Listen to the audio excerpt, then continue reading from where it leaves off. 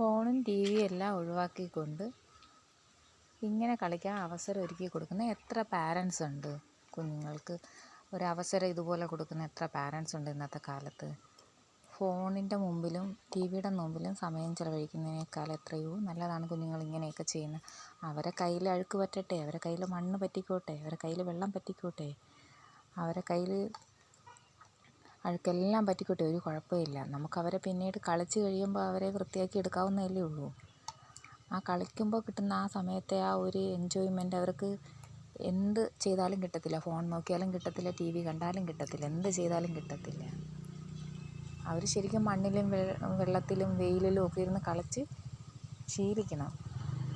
അപ്പോഴാണ് അവർക്ക് എല്ലാം പ്രതിരോധിക്കാനുള്ള കഴിവുണ്ടാകുന്നത്.